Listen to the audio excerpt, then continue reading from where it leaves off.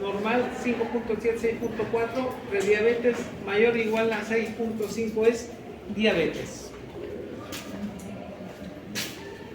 La clínica, poliuria, polidipsia, polifagia y pérdida de peso más, ¿no? 4P. Pues los principales, las tres, poliuria, polidipsia, polifagia. Las glicemias en ayunas, cuando nos sale de 100 a 125, puede ser 116, etcétera, tenemos una duda todavía con una primera glicemia. Ahora, ¿qué es? ¿Es una prediabetes o es un error de laboratorio? O cuando salga una glicemia mayor a un 128, 130 les ha salido. ¿Entiendes? ¿Es una diabetes o una prediabetes? En este caso, ¿qué laboratorios vamos a pedir para definir que es, si es diabetes o es prediabetes o es normal? Hemoglobina glicosilada y prueba de tolerancia oral a la glucosa, ¿no? Estas dos pruebas de tolerancia y hemoglobina glicosilada. Y aquí es donde vamos a poder determinar por hemoglobina glicosilada a las 2 horas de que consuma la glucosa anhídrica, 75 miligramos diluido en agua, la hacen tomar y a las 2 horas tendría que estar menos de 140. Si está en 140, 199, consideramos a prediabetes, mayor a 200 es a diabetes. Lo mismo la hemoglobina glicosilada. ¿No? Los parámetros ver si es prediabetes o es una diabetes. En esta enfermedad metabólica diabetes, no podemos decir es o no es. ¿Es diabético o no es diabético? No podemos decir eres diabético porque 126, no eres diabético, no. Es mejor poner ese nombre de prediabetes. En prediabetes ya estás evitando de que mañana pasado si esta persona obesa o una cosa, entonces aquí se puede conocer diabetes. Entonces ya está cambiando de estilo de vida esos pacientes, evitando, cuidándose ya, ¿no? Ya muchos ya toman en serio, empiezan a hacer la dieta como corresponde, hacen actividad física, se cuidan de la alimentación, ¿no? Y están en prediabetes. Mientras otros que no toman mucho en cuenta esto de su enfermedad, de su organismo, entonces sigan haciendo normal su vida y glicemia después de ser disparada a donde corresponde. Bueno, entonces la prediabetes sí, tenemos que anunciarlo, está en prediabetes si llega en esos parámetros. La verdad, la diabetología ya es una subespecialidad, una especialidad en la área médica, una subespecialidad. Si bien aquí en Santa Cruz se hizo, pero no a nivel de residencia, en el exterior hacen residencia médica. Ahí son de 3 años de residencia médica. No sé en qué país ha sido el doctor de mi hospital, el doctor diabetólogo, en el exterior hizo 3 años. La verdad que en Bolivia los endocrinólogos no lo quieren hacer valer, digamos, a los diabetólogos. Pero hay que considerar, el endocrinólogo avanza todo lo que corresponde, ¿me entienden? ¿No? Mientras el diabetólogo netamente en esa área se dedica a los 3 años. Todas las complicaciones, agudas, todo lo hace segmento. A mayor presión lo va a hacer el estudio, ¿no? Es muy bonita la especialidad de diabetología como especialidad y tiene mucho cambio. Como decir, cuando antes no había neurólogos clínicos, los neurocirujanos de qué vivían? De las patologías, de las manifestaciones clínicas, de las cefaleas o no. Una cefalea, no había neurólogo clínico, iba al neurocirujano y el neurocirujano la consulta le cobraba por dar un antimigranosa 500 bolivianos, como si le estaría operando, le cobraba, ¿sí o no? ¿Me entienden? Ahora, cuando aparecieron los neurólogos clínicos, cuando tienes una cefalea, mareos, convulsiones, ¿a quién preferiría ser? ¿Ir al neurólogo clínico o al neurocirujano? ¿A cuál iría primero? Neurólogo. ¿Al neurólogo clínico o no? para que pueda estudiar qué es realmente con tomografía, se asunas todo, y si es algún tumor o no, se te va a mandar a andar el neurocirujano, y si no es, entonces te va a hacer tratamiento. Sí. Lo mismo los endocrinólogos, de ellos que desaparezcan los diabetólogos, que no aparezcan los diabetólogos. ¿Por qué? Porque de toda la endocrinología, el endocrinólogo ¿de qué vive? ¿De qué enfermedad vive el endocrinólogo? ¿De la diabetes o no? Si no fuera diabetes estarían ahí. Por la diabetes ellos cobran lo que cobran, las consultas. 200, 300 bolivianos por cada consulta están cobrando por un control diabético. Como es endocrinólogo se van allá. ¿Entiendes? Entonces, por eso es lo que no quieren que aparezca la especialidad de diabetología. Diabetología, una buena opción. Si es que alguna de ustedes quieren hacerlo, una buena opción. Diabetología. Bueno, ya habíamos visto esta parte y dábamos las hipoglicemias. Hay complicaciones agudas, complicaciones crónicas. Si bien las complicaciones agudas de la diabetes tipo 1, ¿cuál es la complicación aguda? Ácido diabético. Y de la diabetes tipo 2, principal complicación, ¿cuál es? Estado hiperosmolar, pero también puede ser cetoacidosis. Pero entre los dos, otra complicación que sí hay que considerar aguda, que es la hipoglicemia, tanto para la una como para la 2, ¿no? La hipoglicemia. Entre lo que es la hipoglicemia y las hiperglicemias, ¿cuál de los dos es más peligroso? Hipoglicemia. La hipoglicemia. Hipoglicemia te va a matar, ¿me entiendes? La hiperglicemia te va a dar tiempo. ¿Cuántos con sus glicemias de 350 paseando por ahí? ¿O no? Pero con una hipoglicemia de 50, 40, ese paciente ya está obnubilándose ese paciente, ¿no? Entonces, la hipoglicemia sí hay que tener mucho en cuenta. Se define como una hipoglicemia normal de la glicemia menor a 70 miligramos por decilitro, asociada a las manifestaciones, a la presencia de síntomas, y desaparecen con la administración de la glucosa, una complicación más frecuente de diabetes tipo 1. La hipoglicemia, una vez que aparezca, ¿no?, con la hipertrosa, en cuestión de minutos va a recuperar el paciente de lo que está inconsciente. Cuando llega el paciente inconsciente, diaporético, todo, no responde nada. La familia gritando llega, hagan algo. Toman la glicemia, 30 de glicemia, hipertrosa en la mano, 5 coloca uno, 2 lo colocan, o 3 lo colocan. ¿Qué pasó? Despierta el paciente. ¿Me entiendes? Va a recuperarse rápido, pero si usted lo diagnostica rápido ese paciente, ¿no? Hay hipoglicemia leve, moderada, severa. Lo que es leve es estar consciente todavía con manifestaciones adrenérgicas, sudoración, taquicardia, palpitaciones, temblor. ¿Cuántas veces cuando las glicemias de un diabético? Yo soy diabético para comenzar. Esta hipoglicemia leve a mí me da con una glicemia ya de 110, 100, 90. Estas manifestaciones a mí me están dando, no necesariamente por debajo de 70, porque mi organismo ya está acostumbrado a manejar glicemia alta. ¿Me entiendes? Mis glicemias 170, 180, 200, así puede vacilar sobre eso. Pero si mi glicemia va a estar en 100, 110 o 90, ¿no?, presentes manifestaciones. No estoy estoy con sudoraciones frías, ¿no?, palpitaciones, temblor, más que todo sudoración, los temblor es lo que manifiesto. En ese caso sé que mi azúcar está bajando, entonces trato de buscar algo que comer, alguna cosa que se me come. Cuando ingiero eso, normalizo otra vez tranquilo. No cuando ver en la consulta sin desayunar, güey, entonces eso me pasa. Cuando esté atendiendo al paciente, uno tras otro está sudoroso, con temblor, salgo a buscar un ratito, voy a buscar algo de comer. Voy, camino, como, tranquilo, vuelvo a la consulta. Pero estoy consciente, ¿no? La otra moderada va a haber estas manifestaciones adrenérgicas, sudoración, taquicardia, palpitación, temblor, pero también ya va a venir el moderado, confusión, somnolencia, visión borrosa, mala coordinación muscular. Esto más manifiesto ya está.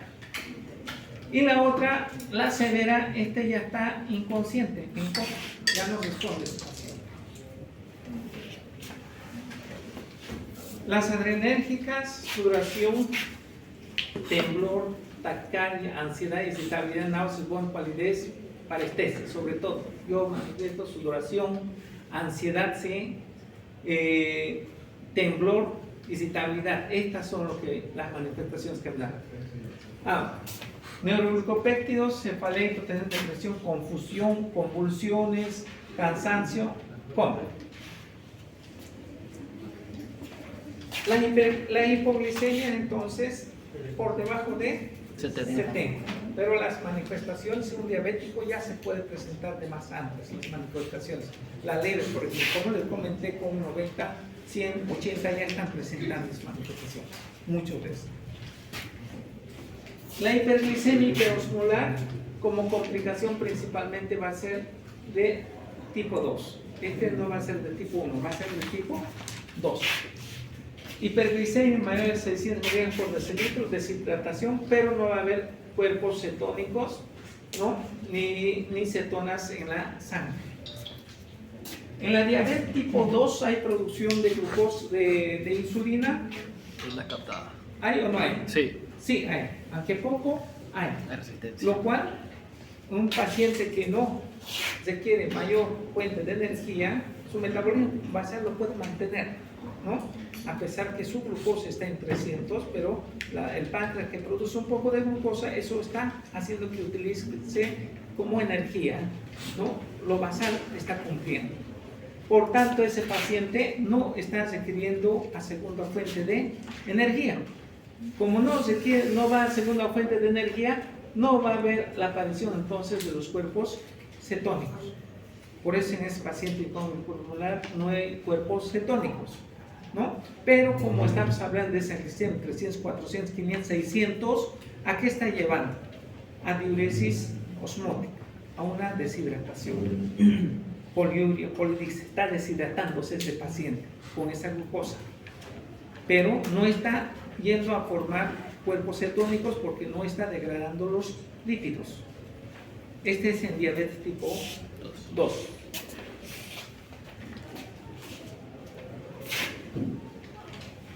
Estado hiperosmolar, glucosa, elevadísimo, ¿no? 600, pH 7.3, no se va a alterar, bicarbonato mayor a 15, cuerpos cetónicos, negativo, cetonas en la orina, en la sangre, negativo, ¿no? Entonces, este paciente lo que sí va a primar es la deshidratación. Factores: neumonías, insuficiencias renales, infarto agudos, alcoholismo, hipotermia. En el cuadro clínico, poliuria, polidixia, pérdida de peso, fatiga, deshidratación, poliuria, deshidratación, disminución del volumen urinario, hipotensión, taquicardia. La otra complicación aguda es la cetoacidosis diabética. La complicación es principalmente de qué tipo de diabetes? Tipo 1. En el tipo 1, la deficiencia de la producción de la insulina al final va a ser totalmente absoluta.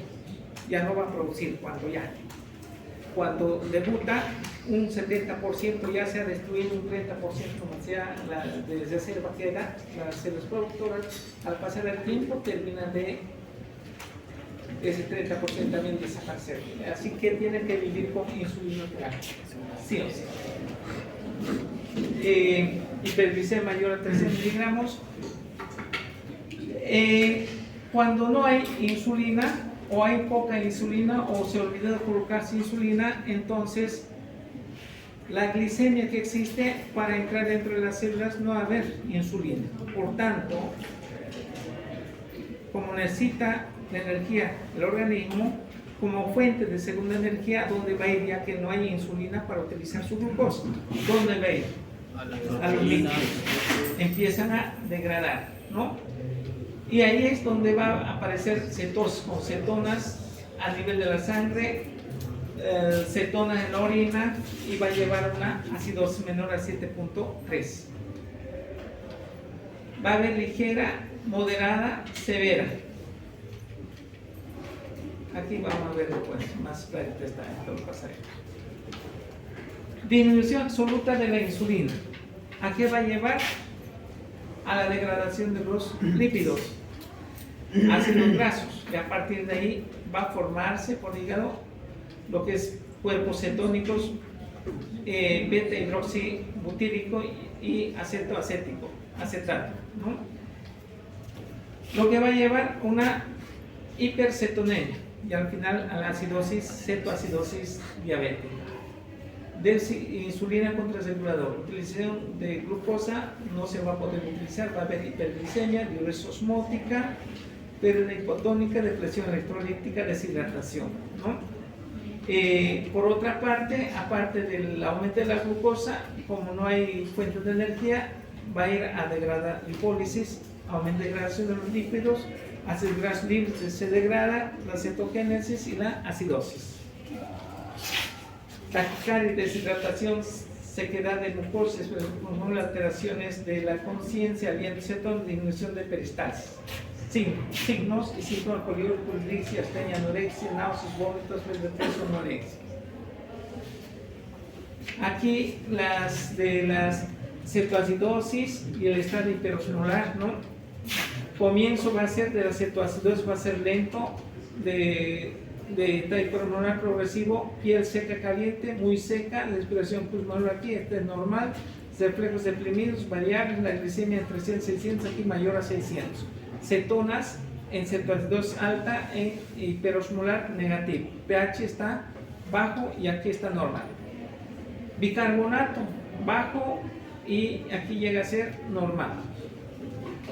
De acuerdo a ese nivel de bicarbonato y el pH, parámetro del pH, cetoacidosis podemos mencionar ligera, moderada y severa. Con el pH de 7.30 a 7.25, ¿no? Estamos en ligera, de 7 a 7.24, moderada, menos de 7 es severa. Otro, ya los cuerpos cetónicos va a estar positivo, ¿no? En todo. El bicarbonato, ¿no? El bicarbonato de 15 a 18 en la leve, entre 10 a 15 moderado, menos a 10 de bicarbonato va a ser severo.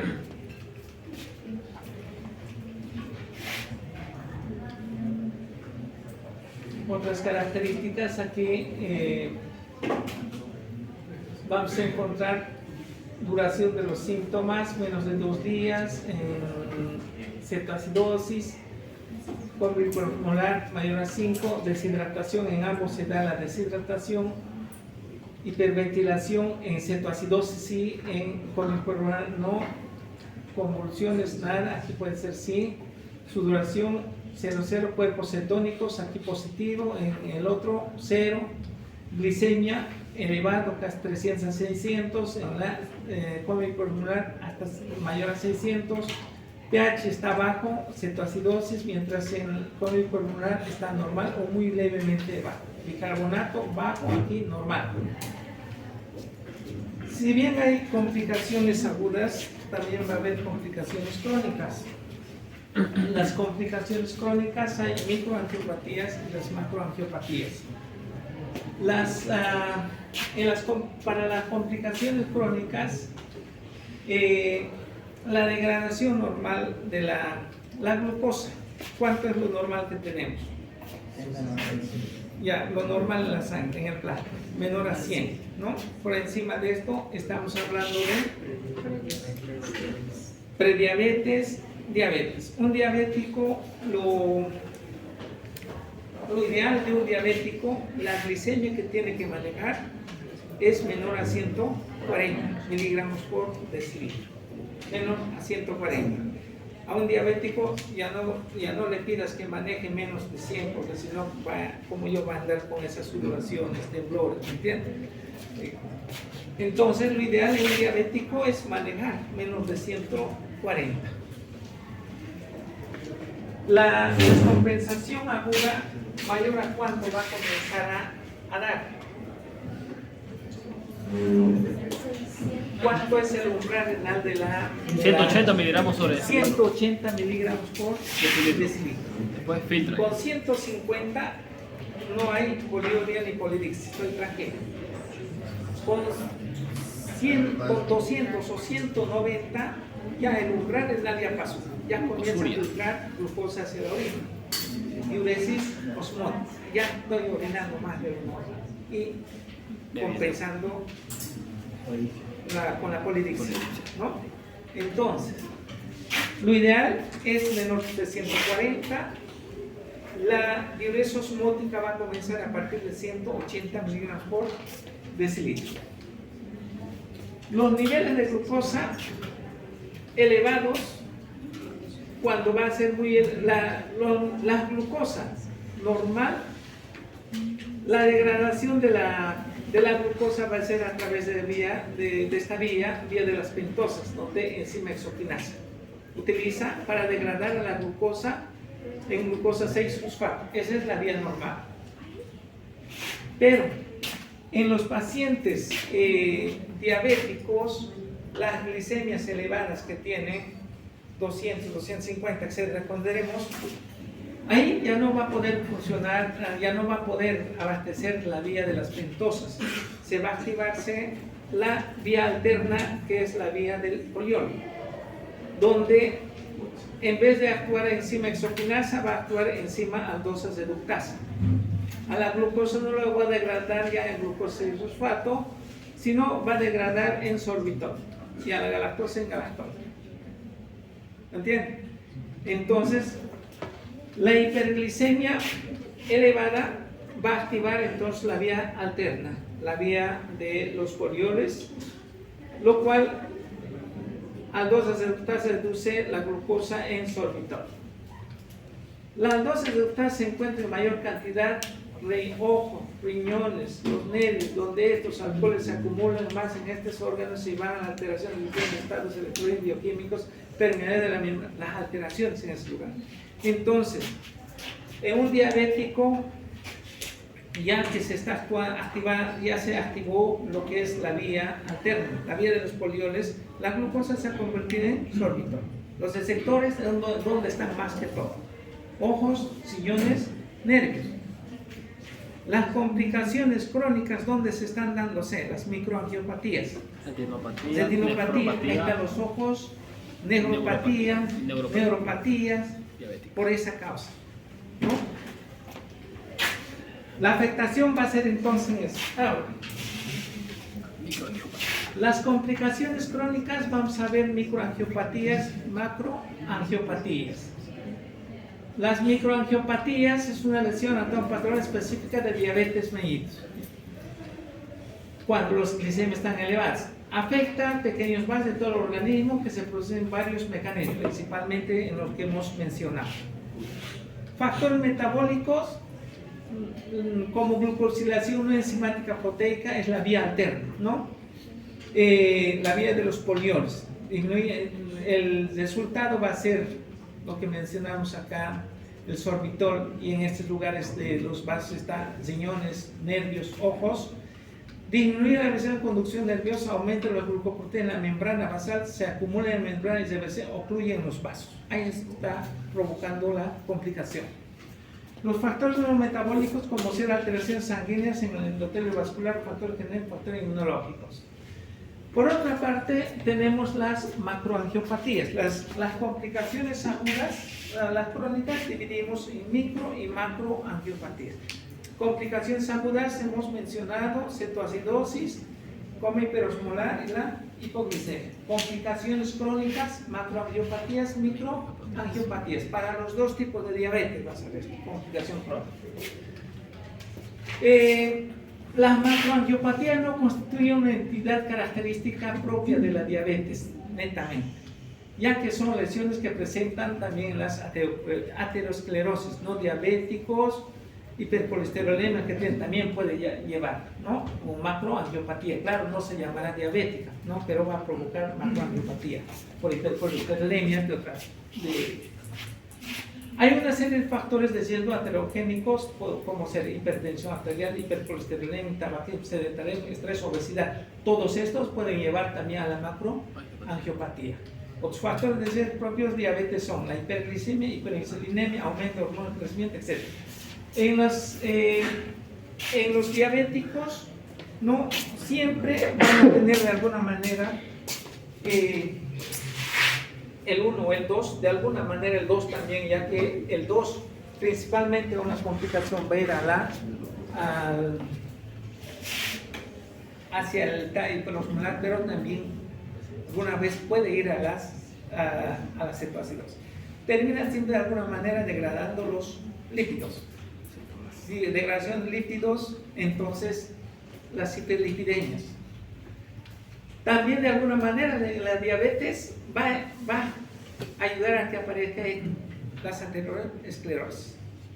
Bueno, en las macroangiopatías, en los pies diabéticos, las alteraciones se van a dar de dos formas. Una de forma microangiopática y otra de forma macroangiopática.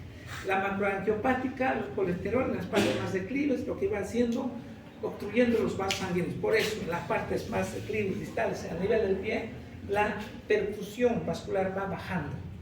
¿Me entienden? Va bajando. Aparte de lo que va bajando, también va a aparecer también las neuropatías. La sensibilidad de los nervios va perdiendo. Tanto así los diabéticos, ¿no? Que van a tener ya compromiso vascular, etc. Aparte de tener, digamos, perfusión disminuida, también la sensibilidad van a tener alterada. Pisan clavo o alguna lesión se provoca, ni lo sienten, no les duele. No les duele, como no está buen insigado, etc. Ese pie se infecta. Se dan cuenta cuando huelen algún olor que está sintiendo o las medias están manchando con el pus. Se dan cuenta de ese muchas veces. ¿Me entienden? Por eso en el pie diabético, aparte de disminuir la vascularidad, también la sensibilidad va a bajar.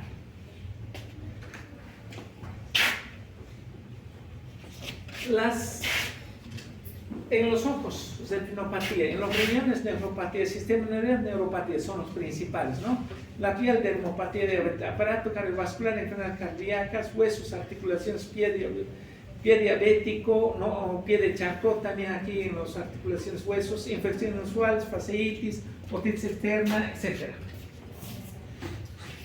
La retinopatía se presenta tanto diabetes tipo 1 tipo 2. Es un conjunto de alteraciones anatómicas y fisiológicas que se producen en la retina y vítrea. Microangiopatía progresiva que se caracteriza por lesión y oclusión de vasos retinianos. Las complicaciones agudas, las crónicas, en el momento del diagnóstico, en diabetes tipo 1, ¿existe o no existe? En tipo 1, en el momento de diagnóstico, la complicación crónica, ¿existe o no existe? No existe.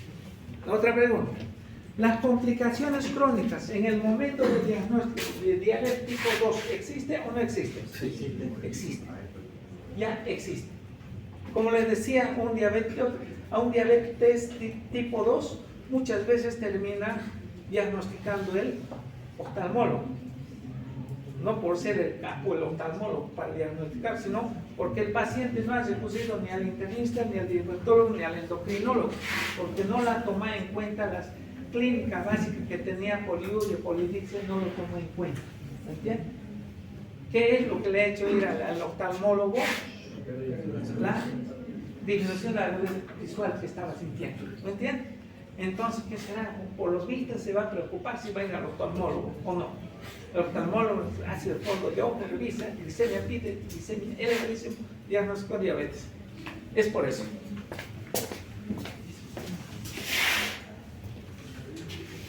Microangiopatía diabética, ¿no? Va a haber isquemia retiniana, desencadena factores vasogénicos que cruzan con nuevos vasos, los cuales por el fuera ensangran, causando hemorragias. Filtraciones de capilares, causa edema, depósitos de exudados lipoproteicos. Aquí tenemos factores, la hiperglicemia, sorbitol, radicales libres, todo esto va a llevar a la pérdida de los pericitos, vasodilatación, alteración de la membrana, pérdida de células endoteliales, capilares celulares, hipoxia, formación de neovasos. Manifestaciones: retinopatía no proliferativa, preproliferativa y proliferativas.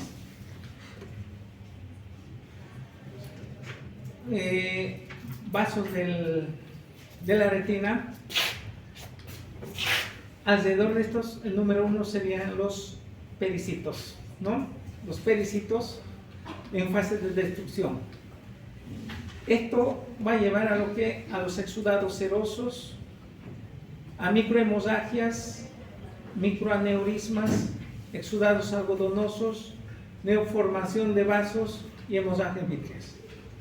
A esto es lo que va a llevar en la retinopatía diabética, ¿no? Toda esa alteración como complicación, ¿no? Pericitos, el 2 es exudados serosos, 3 microhemorragias, aneurisma, microaneurismas, exudados algodonosos, neoformación y hemorragias. Retinopatía diabética, factores patógenos: aumento de la permeabilidad vascular, exudados duros, lipoproteínas, blandos, edemas, proteínas, pérdida de pericitos, enrolamiento de pared, microaneurisma, oclusión vascular, isquemia retiniana, irregularidades arteriales y venosas, producción de factores de crecimiento, neoformación, neovasos. Retinopatía no proliferativa y leve, severas, moderadas, microaneurismas, exudados serosos, manchas algodonosas, hemorragias retinianas. Severas hemorragias, microaneurismas severas, muy severas hemorragias, muy severas en los 4 cuadrantes. Lo que son retinopatía diabética proliferativa mínima, neovasos en área papilar, moderados, altos riesgos de hemorragias retinianas, avanzada proliferación de fibrovasos y hemorragias vítreas. Como hay alteración como complicación crónica, retinopatías, bueno, eso será oftalmología el que va a manejar, ¿no? Diabetes, alteración, sus controles se mandan como parte clínica al control oftalmológico, tiene que hacer, ¿ya? Para que vaya haciendo su profilaxis, su tratamiento como corresponde, como va avanzando la retinopatía. Por otra complicación que tenemos es sobre la diabetes, es la neuropatía diabética, caracterizada por proteinuria, disminución progresiva de la función renal, representa en la actualidad la causa más frecuente de insuficiencia renal crónica.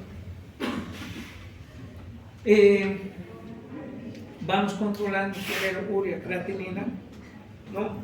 Examen de orina.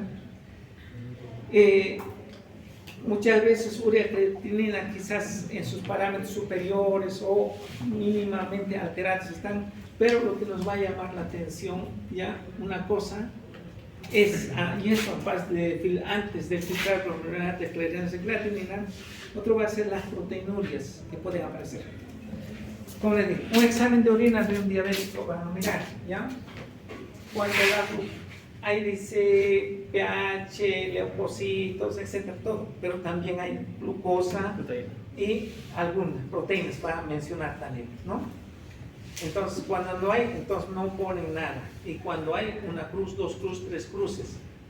En un diabético con glicemia de 200, ¿hay glucosa positiva o no hay glucosa positiva en orina? Positivo. 1, 2 cruces ahí te vas a dar cuenta. Ese que está con glucosa elevado, mayor a 180, va a decir, sin saber y eso cuánto de glucosa lo tiene, pero con los cruces te va a estar dando cuenta está mayor a 180. ¿Me entiendes? En un paciente diabético, ¿no? Una orina normal, las proteínas no tienen que haber en la orina, ¿ya? Detectable en la orina, sí. Claro, en proteinuria de 24 horas sí te van a poder detectar como normal menos de 7 miligramos, por decirlo. Entonces, como microproteinuria de 30 a 300, macroproteinuria mayor a 300, ¿me entiendes?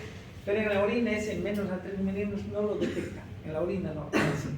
Pero, escuchen, si un examen de orina normal tiene hemograma, glicemia, urea, creatinina, y resulta que la glucosa sale 2 cruces, ¿Está normal eso? ¿Qué les hace pensar? Que hay una falla renal, que está perdiendo ya proteínas ese riñones, ¿o no? Para determinar cuánto de proteína están perdiendo los riñones, ¿qué van a pedir? Proteinuria de 24 horas. Ahí van a decir cuánto está exactamente perdiendo en 24 horas. Bueno, sigamos. En la neuropatía diabética, en un examen de orina, pedimos hemograma, urea, creatinina, glicemia, examen de orina. ¿Qué me hace sospechar una neuropatía diabética? Paciente con glicemia, antecedentes de ser diabético, ¿o no? ¿Ya?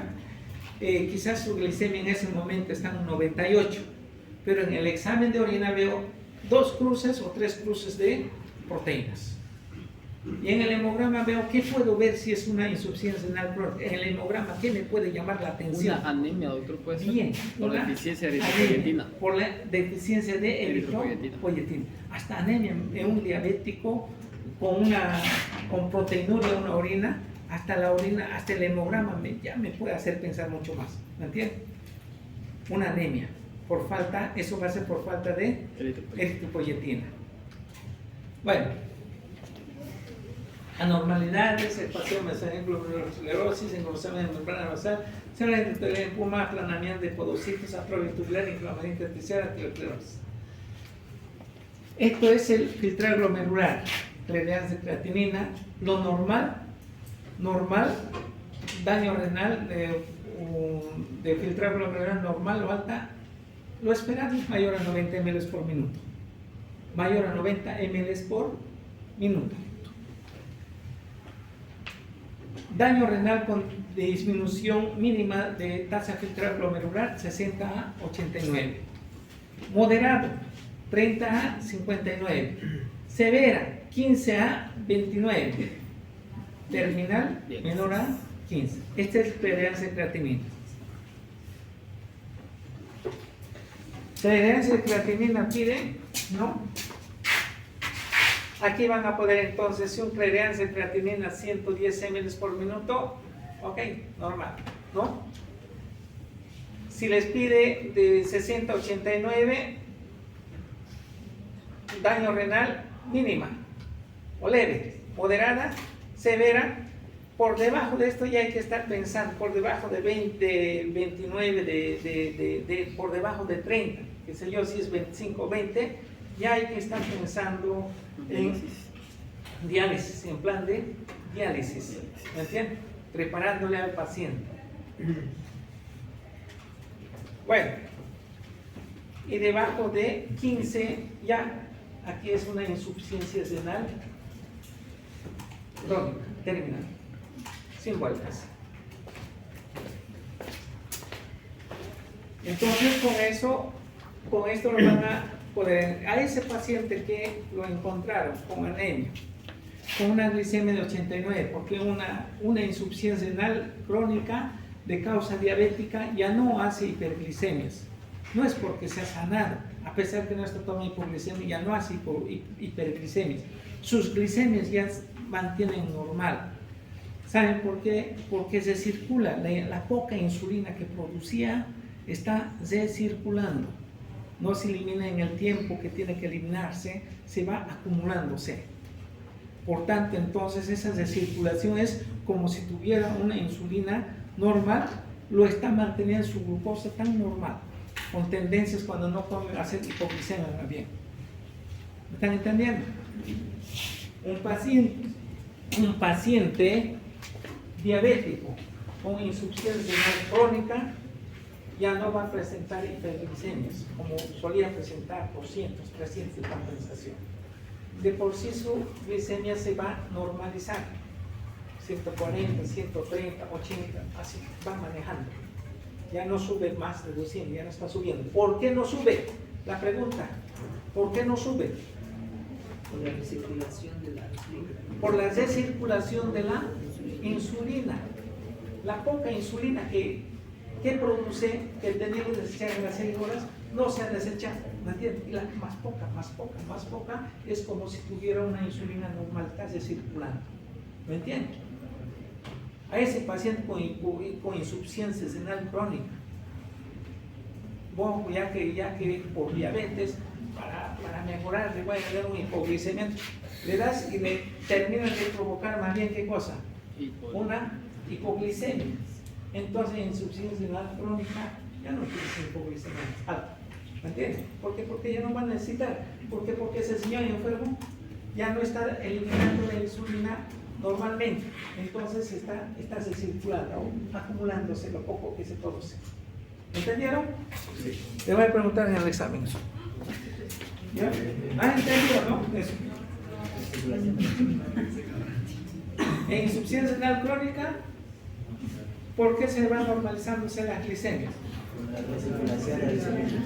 Por la recirculación de la insulina. Lo poco que produce se está acumulando y recirculando. Por eso. Y si le das hipoglicemiantes, lo tiras para abajo. Una hipoglicemia. Entonces no le dan hipoglicemiantes.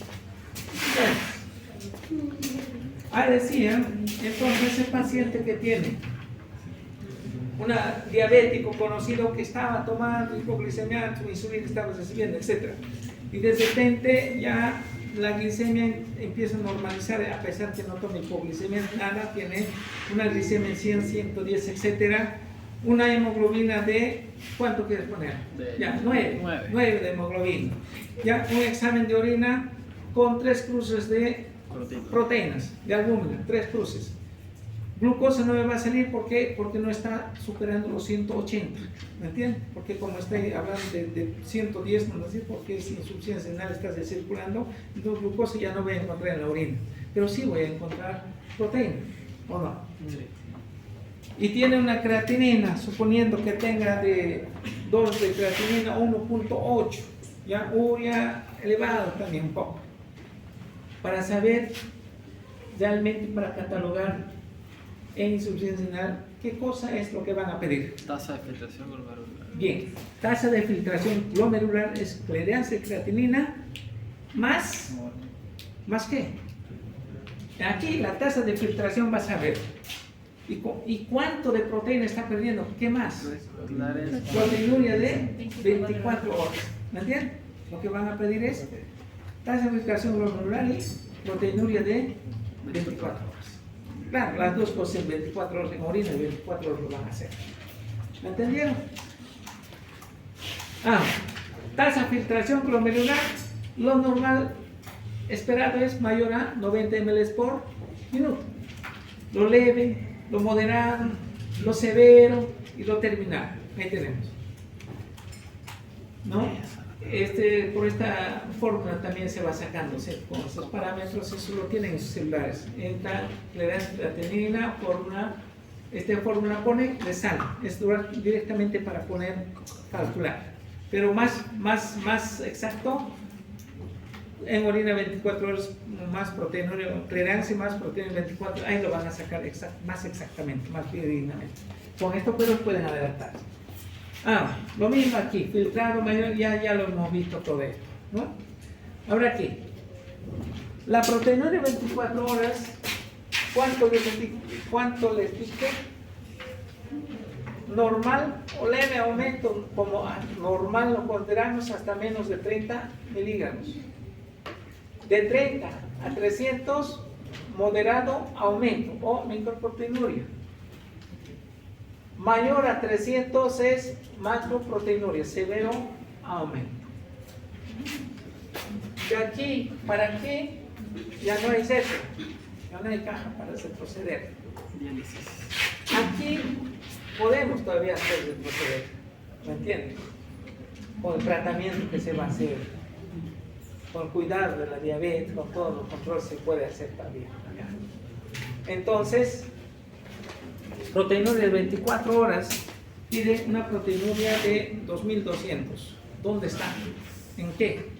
En los severo. En una macroproteinuria. Ya establecido, sin vueltas. Sin vueltas ya está. Ahí. Si estás con 150, ahí está en microproteinuria. No se ha establecido todavía una macroproteinuria establecida. De acuerdo a esto, sin enfermedad renal crónica, con riesgo leve, riesgo moderado, riesgo alto, muy riesgo alto, de acuerdo a los riesgos.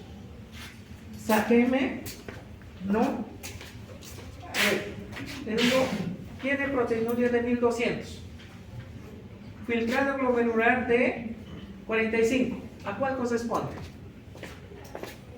Miren, crucen, pues, ¿dónde coinciden? ¿A qué color? Y léanlo acá. Proteinuria de 1200, infiltrado glomerular de 45. Diego Severo. A ver, ¿dónde está? 45 viene, aquí cae, ¿no? Y de 1200 mayor a 300, aquí, número 3, este colorcito. Aquí, Diego Alto. Diego a Alto. riesgo, a esto, riesgo alto. Ah, Es para eso esto, para sacar el riesgo.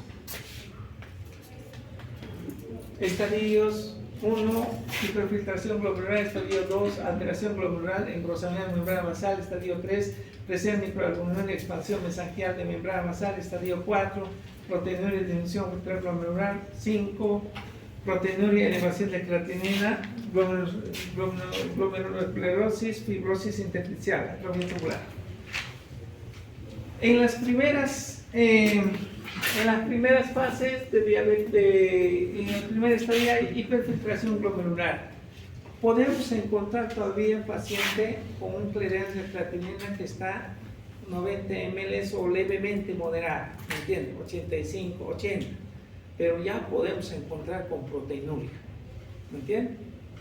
Porque en esa primera fase hay hiperfiltración glomerular, pero que hay falla renal, ahí está perdiendo ya las proteínas. Otra complicación crónica, la neuropatía diabética. ¿Qué hora es? 8:50. Ya, 10 minutos. Se define presencia signos, síntomas de disminución neuroperiférica debido a la pérdida progresiva de las fibras nerviosas. La hiperglicemia, glucosilación de proteínas. La vía alterna también, deterioro estructural del nervio, desmielinización, atrofia axial, pérdida de las fibras, deterioro de función nervio, neuropatía diabética. Hay somáticos y hay viscerales. En los somáticos, lo que va a llevar es a las mononeuropatías, neuropatía cubital, mononeuropatía radical, mononeuropatía perineal, las craneales, neuropatías oculares, faciales, miotrofias, reticulopatías, polineuropatías. Las polineuropatías, ¿no? Principalmente a nivel de los miembros inferiores. Los pacientes con dolor tipo urente en miembros inferiores, miembros superiores, más que todo en miembros inferiores. Bien, estamos hablando de polineuropatía diabética. La neuropatía visceral también puede haber cardiovasculares, gastrointestinales, geniturinarias, ¿no? Respiratorias, etc. Sobre todo esta, ¿no? Cardiovascular, geniturinarias, gastrointestinales. De ahí del radiculoneuropatía vascular metabólica, dolor, pérdida del sensorio, nervio craneal mixto, terminales nerviosas, nervios terminales musculosos, ganglios, etc. Bueno, pasemos. Enfermedad cardiovascular. En las neuropatías viscerales, mencionamos las cardiopatías vasculares.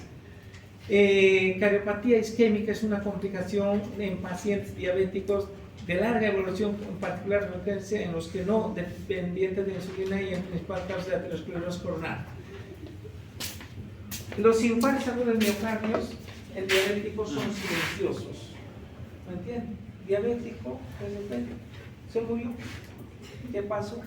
Un infarto. Ni le dolió. Es silencioso en diabéticos. ¿Debido a qué? Los pacientes tipo 2 tienen 2 veces más probabilidad de padecer enfermedades coronarias que en las personas no diabéticas. La presencia de P-selectinas en el endotelio de los vasos coronarios, ¿no? Determina la activación de los leucocitos que normalmente fluyen con rapidez al lado de las arterias coronarias. Estos lo hacen en forma lenta. Esto da otro lugar a las moléculas, da a otro grupo de moléculas, a las integrinas, la oportunidad de atraer hacia las paredes del vaso, da lugar al inicio de placas ateromatosas, acumulación de ateromas. El infarto silencioso es muy frecuente en los enfermos de diabetes. Ahí se puede llevar infarto silencioso en pacientes diabéticos.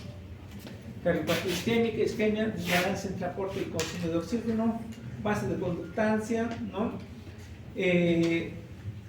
Aterosclerosis, espasmos, vasos de resistencia a microvasculatura y enfermedades vasculares. Cardiopatía isquémica, tabaquismo, hipertensión, diabetes son las causas. Esto es lo que va a llevar sintomática, isquemia silenciosa, sintomática, angina o disnea de ejercicio, arritmia, palpitaciones sincopales, insuficiencia cardíaca y muertes súbitas. Pie diabético alude a un resultado de asociación de complicación de neuropatía y del daño vascular. Hace rato parece que ya hablamos de pie diabético. ¿Sí, no? Les hablé de la macroangiopatía cuando estamos hablando. Tanto hay una macroangiopatía como también hay microangiopatía. A la clasificación directamente, el pie diabético. En el pie diabético, de acuerdo a la lesión, tenemos la clasificación de Wagner. Estos sí van a aprender para el examen, ¿ya? 0, 1, 2, 3, 4, 5. Hasta Wagner 5. En pie diabético. Pie diabético. 0, ninguno. Pie de riesgo, ninguna lesión pero tiene. Yo soy 0 porque no tengo soy diabético, pero mis pies son de riesgo, ¿no? Tipo 1, úlceras superficiales. Tipo 2, úlceras profundas. Esto ya llega, superficial dermis, hipodermis, profundos y ya esto está hasta osteomelis, puede provocar gangrenas limitadas y gangrenas. Aquí está más especificado en este otro lado. Ahí está. 0, sin lesión. 2, úlceras superficiales. Destruye el espesor total de la piel. La dermis. Tipo 2, úlceras más profundas, lesión de tegumentos, fascias, músculos sin afectar los huesos. Tejido celular subcutáneo hasta los músculos y tendones llega, pero no afecta a los huesos. El tipo 2. Tipo 3, úlceras profundas, más absceso o afectación ósea. Tipo 4, gangrena limitada, ya es una gangrena pero autolimitada, limitada a una sola zona, al talón o antepié, etc. Tipo 5, gangrena extensa con efectos sistémicos graves, ya. Todo ya está tomado, ya está para apuntarlo. Entonces es la clasificación de Wagner, o si no con esto, ninguno, úlceras superficiales solamente la piel, úlceras profundas, piel, tejido celular cutánea, tendones, ¿no? Y aquí 3 ya úlceras mucho más profundas, hasta el hueso ya afecta, osteomielitis está dando. Y el 4 ya es una gangrena limitada y el 5 gangrena ya extensa en todo el pie.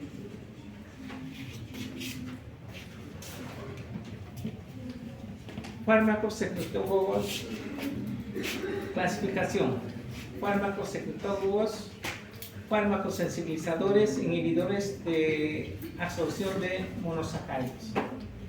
En estos 3 grupos, secretólogos son a nivel del páncreas, ¿no? Sensibilizantes a nivel periférico, inhibidores de la absorción de monosacáridos, estos a nivel de la luz intestinal, evitando los disacáridos y comer monosacáridos para que no se absorban esta grasa.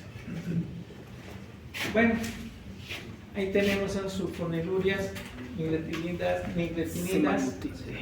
¿no? Secretólogos, los sensibilizantes, biguamidas, tiazolidinodionas y los inhibidores de alfa-glucosidasas. Las sulfonilurias estimulan la secreción, secretólogos centrales son estos. Estimulan la secreción de la insulina de las células beta de los islotes Langerhans. Ejerce efecto mediante inhibición canal de potasio, sensibiliza ATP, causa despolarización de la membrana. entonces sulfonilurias a nivel del páncreas para que aumente la liberación de la insulina. En estas sulfonilurias tenemos primarias, secundarias, terciarias. Tolbutamida, clorfenamida, talazoamida, acetatohexamida, primaria y secundaria, glibenclamida, gliburida, glipizida, glimepirida, las terciarias, glicentida, glicacida. De todos, ¿cuál conocen ustedes? Lo que más en el mercado utilizamos. Glibenclamida. La glibenclamida. Alguna vez Gliquidona. o glipizida, ¿no? Pero casi un 80% y más con qué está viniendo. Glibenclamida. Glibenclamida. 5 miligramos que viene, en la mañana y 7 de la mañana toma, ¿no?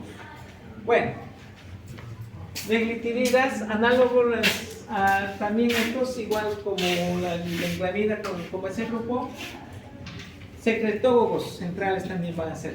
Ejerce su efecto mediante inhibición del canal de potasio, lo mismo. Tiene la ATP, la membrana inflamática, las células beta.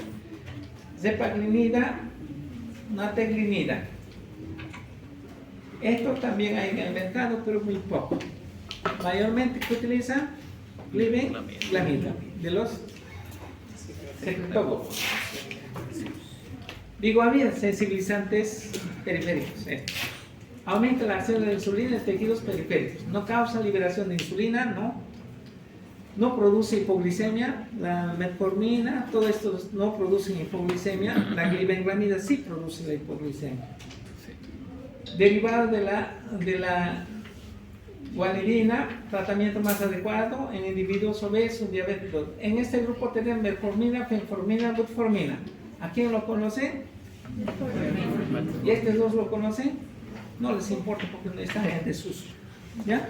En resumen, entonces, metformina. ¿Ya? Bueno, glitazonas, aunque medio difícil, tiazolidinediona, mejor glitazonas. ¿Ya? Disminuyen resistencia periférica. Bioglitazona, rosiglitazona también traen algunos laboratorios, como para salir del caso, como de la metformina, que todo el mundo con una molécula mejorada, algunos por ahí nos quieren vender, pero lo mismo va a llegar. Después de todo, ¿qué conoce? Metformina, glibenclamida y metformina, ¿no? Bueno, inhibidores de la alfa-glucosidasa. Inhibe la enzima intestinales que intervienen en la degradación de los disacáridos. Se retrasa la absorción de carbohidratos y elevación de los postprandiales de la glucosa. Esto entonces a nivel de la luz intestinal. Evitando el disacárido que se conviene en monosacáridos y así sean absorbidos. Acarbosa y glitol, ¿no? Estos ya están viviendo con la luz.